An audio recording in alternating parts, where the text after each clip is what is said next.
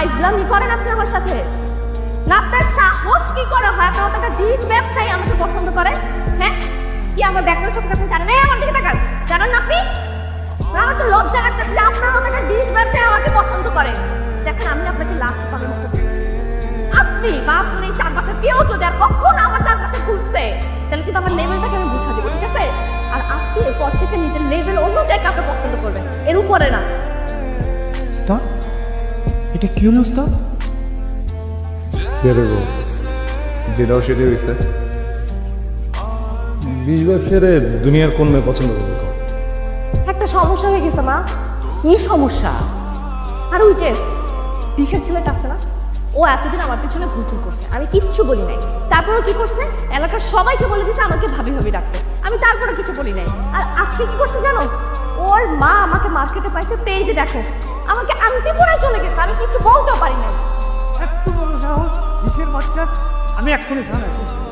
Police এসে ধরিয়ে এখানে পেদানি দিবে না, হাঁটি গুটি ভাঙবে, তখন সব ঠিক হয়ে যাবে। রাজু, তো বাবা কি বলছে? আমি যা বলছি সমস্ত সঠিক কথা বলছি। আমার এতদিনের তিলে তিলে অর্জন করার মান সম্মান দুই টাক করে দিয়েছে তোমার এই ছেলে। আপনি কিসের মান সম্মানের কথা বলেন আমার একটু বলেন তো। আপনি জানেন এলাকার মানুষজন আপনার কি নামে ডাকে? জানেন কি নামে? ডিশ হাজার। আর আমার এটাকে ডিশ হাজার, এটা কোনো নাম? এটা প্রফেশনের জন্য করছে। আপনারা তো অনেক ভালো লাগতে পারে, আপনার অনেক বছর ব্যবসা। আমার তো না, আমি তো এটা করতে চাই না, আমার তো জোর করে দাঁড়াইতেছে। আমার তো ভালো লাগে না আব্বা আর আম্মা। হ্যাঁ, আমি ওই মেয়েটারে অনেক পছন্দ করি, বুঝছেন আম্মা? আমি ওই মেয়েটারে ভালোবাসি, আমি মেয়েটার কাছে গেছিলামও, কিন্তু মেয়ে আমার মানে নেই। মেয়ে আমার কেন মানে নেই এটা জানেন? আমার প্রফেশনের জন্য। আমি যদি একটা চাকরি করতাম বা অন্য কিছু করতাম এটা আমার মেনে নিত, কিন্তু আমার তো প্রফেশনের সমস্যা। আমরা তো ডিশ ব্যবসায়ী, এর জন্য মেয়েটা আমার মানে নেই। মাঝে মধ্যে মনে হয় এর থেকে না জানলো না ভালো ছিল আব্বা। আপনি কম বলছেন না, সমান সমান সমান সম্মান সমান কিসের সম্মান? সমাজে না আব্বা স্ট্যাটাস। ও ভেরি গুড, স্ট্যাটাস নিয়ে তুমি থাকো। আমি ডিশ আজম, ওকে, নো প্রবলেম। আমি ভিখারি, আমি ভিখারি হিসেবে থাকতে চাই। তুমি আমার সন্তান যেহেতু, সেজন্য আমি তোমার প্রাপ্য পাই টু পাই দিয়ে দেবো। বাট ফ্রম টুমরো তুমি যাবে না ওই ডিশ ব্যবসা, ওকে? মনে রেখো কথাটা। যাও, তুমি তোমার স্ট্যাটাস নিয়ে থাকো।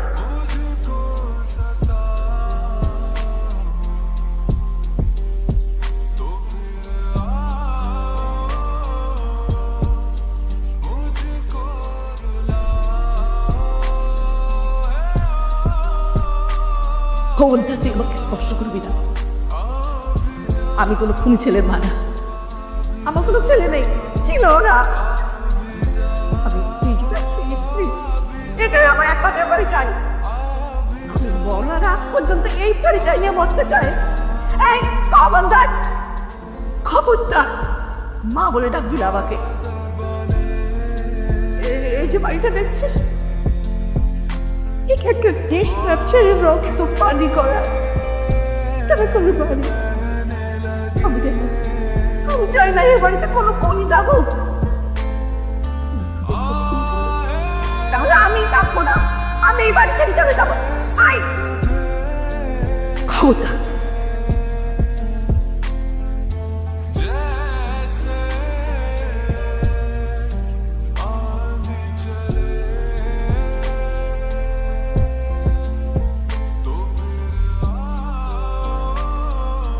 ও কিছু বুঝতে পারে না তো? বোঝার উপায় আছে? আমি তো হোটেলের খাবার করে চালাই দিই। আপনার হাতের খাবার হোটেলের খাবার তো সেম টু সেম। আমার খাবার হোটেলের খাবারের মতো? 5 স্টার।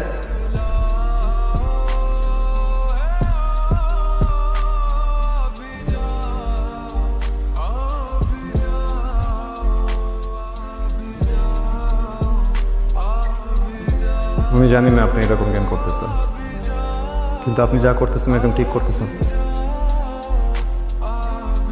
আমার জীবনে যা কিছু হয়েছে এগুলো সব আমি নিজের ভাগ্য হিসেবে মাইনে নিছি। আপনার প্রতি আমার কোনো রাগ নাই, কোনো অভিযোগ নেই। আপনি একটু নিজের মতো থাকেন, আমার একটু আমার মতো থাকতে দেন। কিন্তু আপনার জীবনটা তো এলোমেলো হচ্ছে আমার কারণে। আপনার বাবা মারা গেছে আমার কারণে, আপনার মার সাথে সম্পর্কটা নষ্ট হয়েছে তো আমার কারণে। আপনার ওই ক্ষমতাই নেই, আল্লাহ আপনার ওই ক্ষমতাই দেন। আমার সাথে যা কিছু হয়েছে সব কিছু আমার ভাগ্য। আল্লাহ আমার কাছ থেকে আমার আব্বারে নিয়ে গেছে, আমার কোনো দোষ নাই। আমার দোষ? আপনার ডিশ ব্যবসা নিয়ে আমার কখনো কোনো সমস্যা ছিল না, বিশ্বাস করেন। আমার সমস্যা ছিল আপনার শিক্ষায়। আমি সবসময় চাইছি আমার লাইফ পার্টনার আমার থেকে উচ্চ শিক্ষিত হবে, আর অ্যাটলিস্ট আমার মতো শিক্ষিত হবে। আমার বাবাও শিক্ষিত ছিল, ব্যবসায়ী, টাকা পয়সা আছে, তাই নানা বিয়ে দিয়ে দিচ্ছে। কিন্তু আমার মা তো আবার উচ্চশিক্ষিত, এই কারণে আমার বাবা কখনো আমার মাকে নিয়ে কোথাও যায় না, তার সাথে ভালো বিহেভ করে না, সবসময় একটা সন্দেহের মধ্যে ছিল। আমি না আমার লাইফে এরকম কিছু চাই না। আমি এই কারণে আপনাকে অ্যাভয়েড করছি, এছাড়া কোনো কারণ নাই। আমি বুঝতে পারছি আপনার জায়গায় আমি হলেও মনে হয় এটাই করতাম, আরও বেশি করতাম।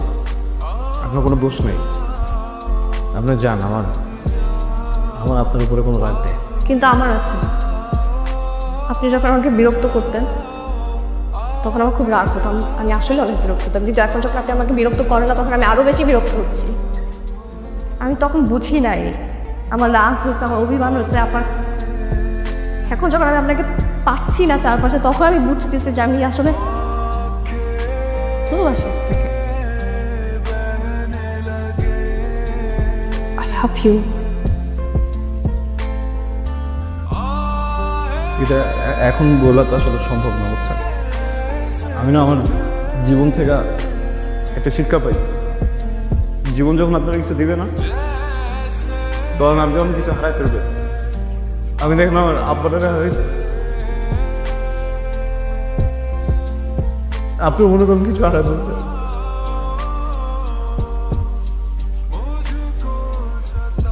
আমি তো চাই না, আমি থাকতে পারবো না। আমি ভালোবাসি, প্লিজ।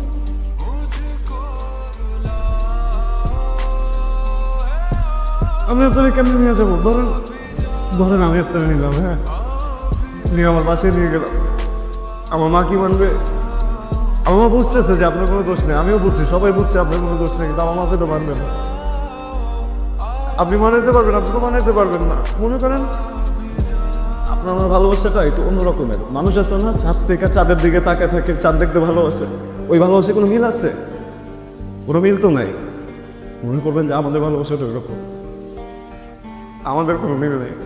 আপনি আপনি আমার ভালোবাসা দূর থেকে আমার মনে করেন। আপনি যখন রাস্তা দিয়ে যাবেন, আপনি রাস্তা দিয়ে যাওয়ার সময় যদি কোনো দেখেন যে আপনার হঠাৎ করে একটু মুচকি হাসি আসছে, আপনি ভাইবেন না আমি আপনার ভালো কিছু ভাবতেছি, আমি আপনার মনে করতেছি। আর তখন যদি ইচ্ছা হয় আপনি আমার মনে করেন।